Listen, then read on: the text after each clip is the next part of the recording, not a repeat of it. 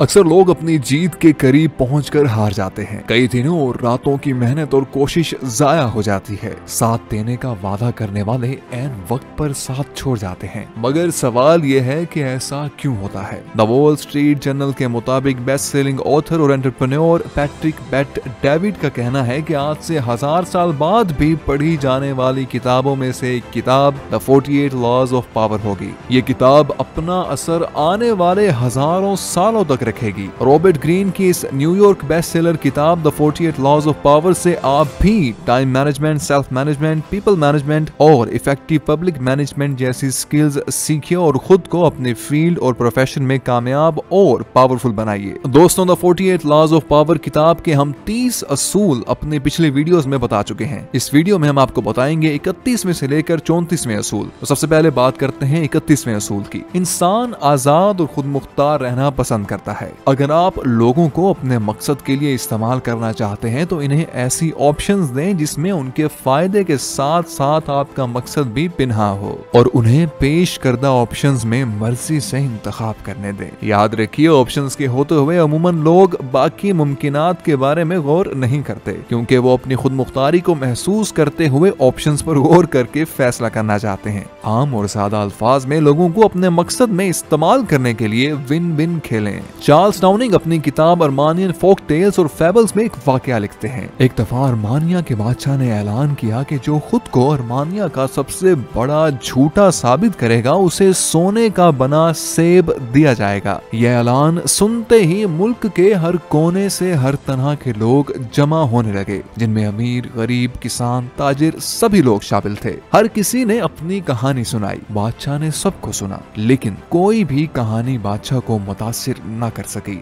आखिर थक कर जब बादशाह किसी फातेह का ऐलान किए बगैर मुकाबला खत्म करने वाला था तो एक गरीब किसान मिट्टी का बर्तन उठाए बादशाह के सामने हाजिर हुआ। बादशाह ने पूछा कि मैं तुम्हारी क्या मदद कर सकता हूँ? गरीब किसान कहने लगा, हुजूर, आपने मुझे सोने का बर्तन देने का वादा किया था। बादशाह ने कहा, तुम झूठे हो, मैंने तुम्हारे से ऐसा कोई वादा नहीं किया था। ये सुनकर गरीब किसान ने कहा, अगर मैं झूठा हूँ तो मुझे सोने का बना सेब दिया जाए। बादशाह ने फिर बेसाख्ता कहा कि नहीं, तुम झूठे नहीं हो। तो किसान कहने लगा, हुजूर, फिर सोने का बर्तन दीजिए। किसान के जवाब से बादशाह कश्मकश का शिकार हो गया और इसे सोने का बना सेब दे दिया। गरीब किसान की तरह बेहतरीन ऑप्शंस डिजाइन करने के लिए आप रॉबर्ट ग्रीन की बयान की हुई techniques, colour the choices, force the register, alter the playing field, the shrinking options, the weak man on the precipice, brothers in crime, the horns of a dilemma का इस्तेमाल भी कर सकते हैं। उसूल नंबर 32, दूसरों को वही बताएं जो वो सुनना पसंद करते हैं, क्योंकि लोग तल्ख हकीकत और कड़वा सच जानने की बजाय अपने ख्यालात और तसव्वुरात में रहना और खूबसूरत झूठ सुनना पसंद करते हैं। और मैन पावर हासिल करने के लिए जरूरी है कि दूसरों की खुशी का जरिया बने और उनसे उन्हीं के ख्यालात और तसव्वुरात के मुताबिक बात करें। मिसाल के तौर पर हकीकत और सच ये है कि तब्दीली हमेशा वक्त के साथ दिन रात की सख्त मेहनत, कुर्बानी, इंतजार और सब्र बर्दाश्त मांगती है, जबकि खुश फहमी ये है कि तब्दीली फौरन आ जाएगी और हर चीज बदल जाएगी। अचानक किस्मत का तारा चमकेगा और सब कुछ मुमकिन हो जाएगा। चंद दिनों की मेहनत से अचानक जिंदगी बदली जा सकती है, वगैरह वगैरह। और लोग यही सुनना पसंद करते हैं। यूं लोग आपके पास आने लगेंगे, आपके इर्द गिर्द रहना पसंद करेंगे, और यही मैन पावर हासिल करने का सबसे आसान तरीका है। लिहाजा कभी भी लोगों को हकीकत आशना करके मायूस ना करें, वरना वो आपसे दूर भागने लगेंगे, क्योंकि लोग इस बात पर यकीन करने के लिए कम ही तैयार होते हैं कि उनकी परेशानियां और नाकामियां उनकी अपनी गलतियों, कोताहियों और हिमाकतों का नतीजा है। याद रखिए, लोगों को उनकी सोच और तसव्वुर के मुताबिक उम्मीद जरूर दिलाएं, लेकिन कभी इतना यकीन ना दिलाएं कि वो तमाम नताइज को प्रोड्यूस करने के लिए आपसे ही उम्मीद लगा लें, वरना ये सिचुएशन आपके लिए बहुत खतरनाक साबित हो सकती है। उसूल नंबर 33, अपने मुखालिफ की कमजोरियों के बारे में जानना और उन्हें इस्तेमाल करना सीखें।